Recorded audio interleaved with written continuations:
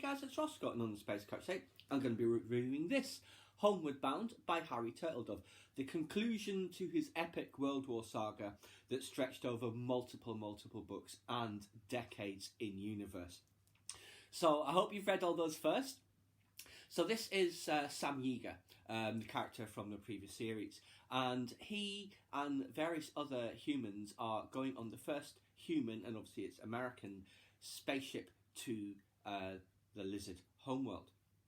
And various characters from previous in the series, they're all put into basically cold sleep hibernation at different times across several years before they're all then taken to homeworld. So for instance, Sam Yeager goes under the ice in 1977. His son and daughter-in-law go in 1994, and the ship launches from then. So they arrive at the lizard homeworld, and obviously it's a big shock to the lizards that they can now be reached from Tozev 3 rather than them just projecting their own power. So they're setting up diplomatic relations, and what is interesting is the guy that they'd chosen as the ambassador, known as the Doctor, but it's clearly Henry Kissinger from the description. He doesn't come out of cold sleep, so he's dead. So Sam Yeager is then appointed the ambassador of the US to the race. He meets with the Emperor a couple of times, which is interesting, seeing that depiction of it. Seeing that depiction of the Emperor, massive imperial palace, traditions going back 100,000 years since the planet was first unified. And how lizards normally use body paint to describe their position and rank, he's just completely covered in gold paint. So it's an interesting image. And they're just trying to set up diplomatic relations, smooth things over, not start a war. So they go on various different spots around the planet as tourists, having interactions with the locals. They also meet some of the Rabbitevs and Halessi, the other species that the race has conquered in the distant past. Lots of misunderstanding all around. They just do not understand each other at all. And they're not sure if there's going to be war or not. The lizards are always worried that the humans are going to try and send some ginger down from their ship for the local population, but obviously it's been smuggled back from Earth anyway by lizards themselves.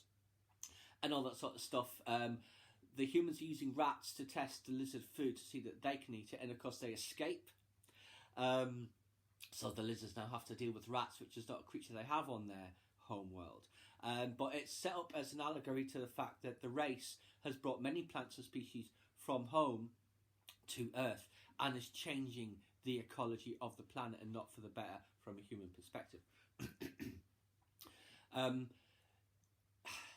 Towards the end of the book, I mean, there's talk throughout the book that the Russians, the Germans, the Japanese, and the Americans are going to send ships to home. Another American ship, in the case of the Americans, of course. And that does happen. They suddenly turn up in the home world, the lizard homeworld solar system, unexpectedly, and it turns out humans have developed faster than light travel, which is something the race doesn't have, and it was just sending them on long sublight flights, which is why they had the cold sleep in the first place. So the new American ship, the Commodore Perry, if you know your history, who that's named after, it launches after the first American ship, the Peary, but gets there only about a year after. And they're all assholes on that crew. This is one of the things that is annoying in this book. There's a bunch of things that's annoying in this book because nothing really happens and nothing really gets resolved. No one in the US has learned anything really from the past. Sam Yeager, who told the race that the US was the one who had destroyed its colonization fleet, is still a persona non grata 70 plus years later, because it's now 2031 in the internal timeline, not that far from now. But there is a lot of repetition, unnecessarily. See how thick this is? This is 600 pages. You could easily take out that much, probably, and leave it with this, and it would be much better. For instance, when Sam first comes out of cold sleep, he's given a glass of something to drink, and there's much description of what this actually is, and it's chicken broth. This then happens 5 times with different characters, specifically mentioning the chicken broth. It's just very, very frustrating. And lots of conversations happen where nothing happens. The same conversations happen all the time, like about the changing on Earth's ecology. They're just talking about, oh, it's going to be a terrible thing, and you never find out anything about it. When the new starship comes from Earth, you don't find anything else about Earth, other than the fact they've developed this technology. When they go back to Earth, the humans, because the new ship has got the new crew and everything, you don't learn anything new about Earth either. They just go home and have drinks with their family. There's a lot in here that's unnecessary. Like, say, for instance, Karen Yeager, Jonathan Yeager's wife. Every time she has a conversation, it's always about the fact that Jonathan had sex with Casquet, who was a human who was raised by the race, so she's messed up completely.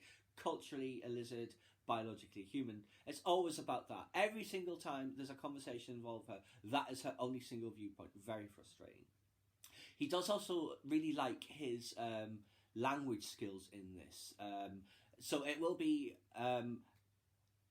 correct language from the 1940s that some of the characters are using. There will always be that interrogative cough at the end of a lizard sentence, even when it's in human, because that's how the human language is evolving now, or rather, English is evolving.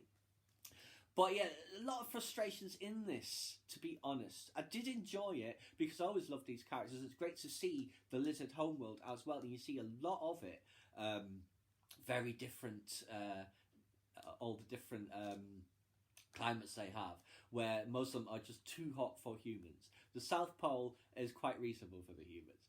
But yes, Homeward Bound, like I said, a bit disappointing because it just goes round in circles a lot. There are characters who are completely unnecessary, like the pilots who are stuck on the ship. They're also from the previous series. But they don't have anything to do, and they're just having the same conversation, and they're just constantly bitching about the commander of the ship all the time. So it's a bit frustrating in parts as well. It's great artwork, though. Absolutely love this artwork. I would have liked to have known more about what happens on Earth and with the race. Do the other starships arrive in due course? What happens? Is there a war? Is there not a war? I don't know. I doubt we'll find out, as I believe this is the very last of the World War series. I don't think he went back to this universe, but I haven't seen any new Harry Turtledove books for a long time.